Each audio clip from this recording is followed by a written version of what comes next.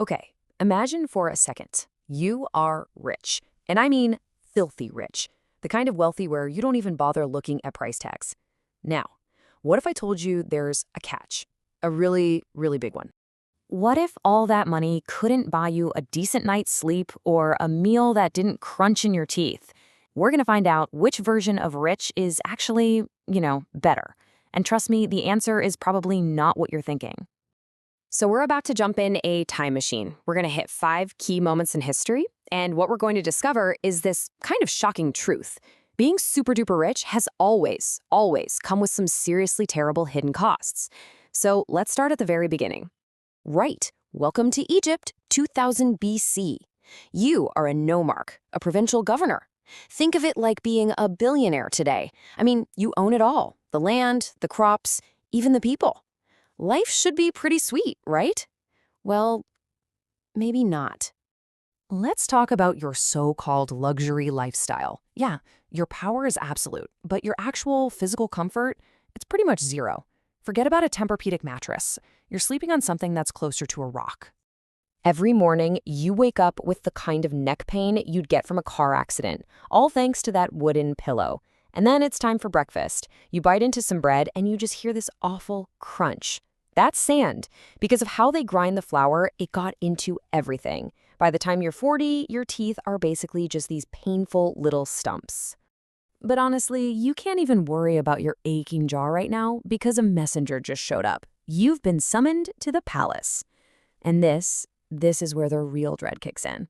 Because every bit of your wealth, your power, your entire life, it all depends on keeping one person happy, the pharaoh.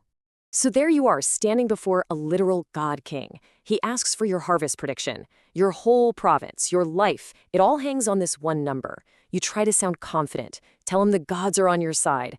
You promise him an unbelievable flood, 16 cubits. And then the pharaoh just casually mentions what happened to the last guy who got it wrong. He wasn't just executed. He was erased. His name was literally chiseled off every monument. His afterlife destroyed. All of a sudden, that sandy bread you had for breakfast doesn't seem like such a big deal anymore. Okay, let's jump forward about 2,000 years. Welcome to Rome, 100 AD. The comforts are getting way better, but the danger is too.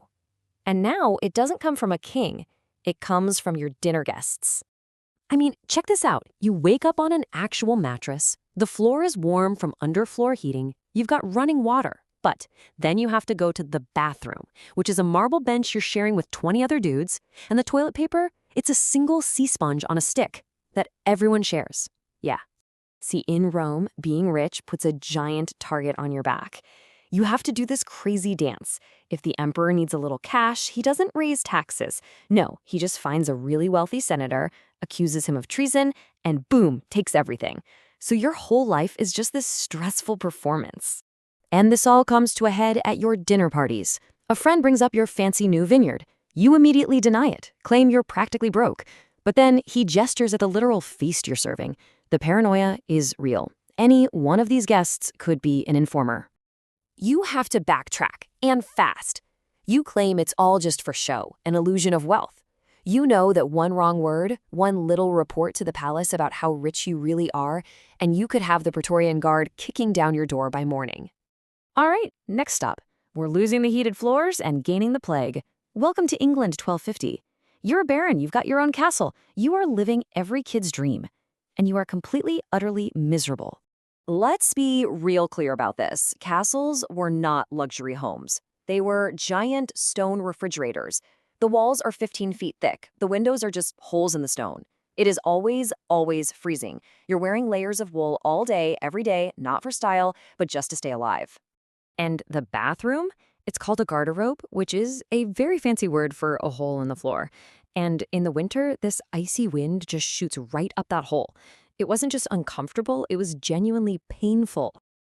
Now, unlike in Egypt or Rome, your biggest threat isn't one guy at the top. It's everyone, especially your own family. Your land is the only thing worth having, so every single spring, your cousin shows up with an army and tries to take it. War isn't an event, it's a lifestyle. Okay, let's jump to a totally different kind of wealth. New York City, 1895. The Industrial Revolution has created fortunes that make those old barons look poor. But with all that money comes a brand new kind of prison. So you're a railroad baron. You're worth $200 million. In today's money, that is $8 billion. You've conquered physical discomfort.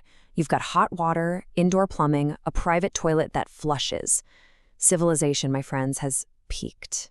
But here's the downside. It's 95 degrees out, and you're stuck in 3 layers of heavy wool because that's the fashion. Outside your mansion, factory workers are chanting your name and carrying torches. You literally need armed guards to leave your own home. So you retreat into high society. But it's not a refuge, it's a battlefield. Your wealth is this nonstop high-stakes performance. You go to the opera, you go to balls, not because you enjoy it, but because you have to be seen. And one tiny screw-up, like serving the soup at the wrong temperature, and you're a social pariah. You're finished.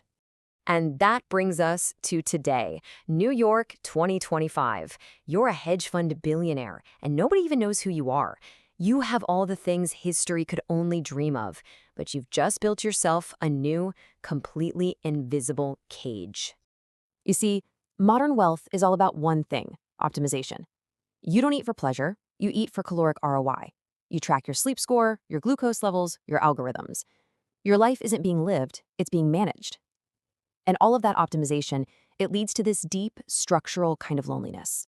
And here's the really terrifying part: the speed of disaster. In the Middle Ages, bad news traveled at the speed of a horse. Today, you can lose $200 million in 4 seconds because of an inflation report. That is the digital leash. You can never, ever truly disconnect. This is the huge paradox of our time. You have panic rooms, you have private jets, but you have zero privacy. Your data, your location, your family's safety, it's all out there, vulnerable. All it takes is one scary email with a Bitcoin address to completely upend your world. So here we are, at the end of our journey. You've got the heated floors, the flush toilet. You are free from all the physical misery. You have conquered the material world that plagued the rich for 4,000 years. But as you lie there in your perfectly climate-controlled room, you have to wonder, what is the point of optimizing your net worth if you can't optimize a lonely heart?